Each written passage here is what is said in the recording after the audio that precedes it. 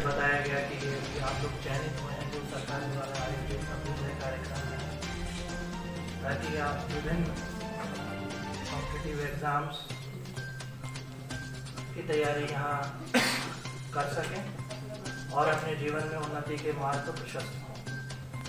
ऐसे बच्चों के लिए व्यवस्था है, उनको एक प्लेटफॉर्म दिया जाना, एक कोचिंग का माध्यम दिया जाना, जो पहले तो करना चाहते हैं लेकिन रिसोर्सेज का थोड़ा अभाव है या रिसोर्सेज अवेलेबल नहीं उनके पास, उनको एक अच्छा सा प्लेटफॉर्म देना। मैं बच्चों को सवाल देख रहा था, उसमें थोड़ी मायूसी हुई मुझे।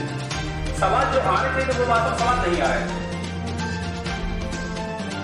तैयारी कैसे करें, क्या पढ़ें, क्या ना पढ़ें, कैसे कैसे पढ़ें, क्या सिलेक्ट करें, इस कठिन परिस्थितियों में अपने आप को कैसे तैयार करें, किस परीक्षा की तैयारी हम अपने लिए उचित समझते हैं, ये जरूरी सवाल होने चाहिए थे।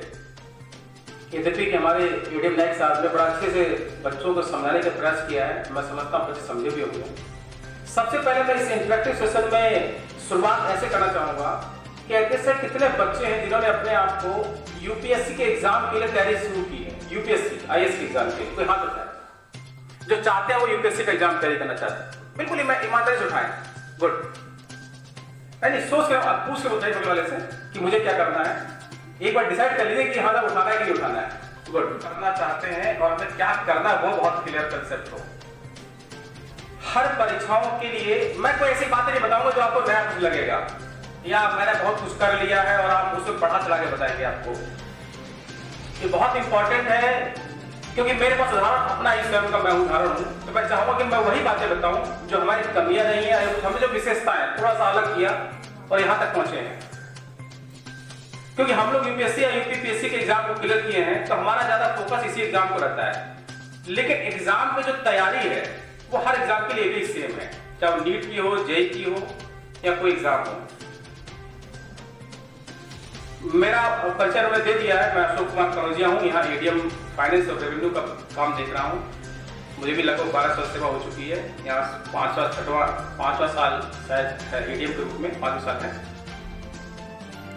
मैंने यही सुल्तानपुर के NIT से बीटेक किया, फिर IIT से एमटेक किया बीएचयू से।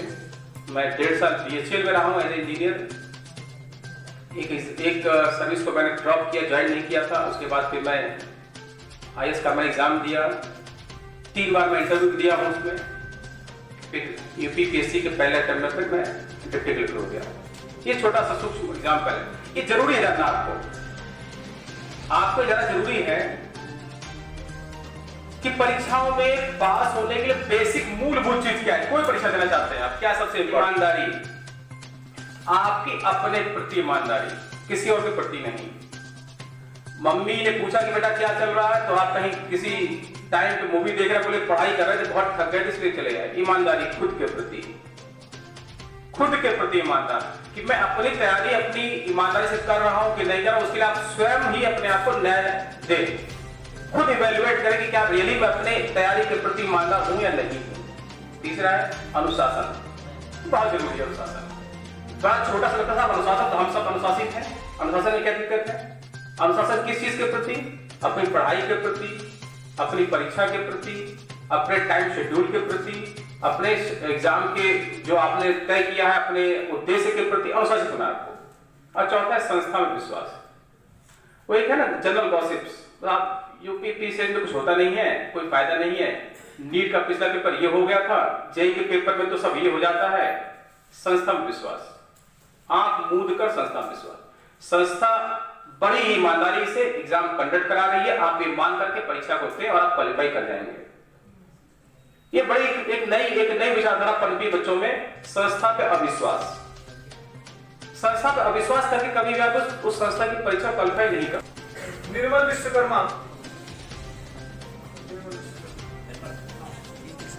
सृष्टि पांडे,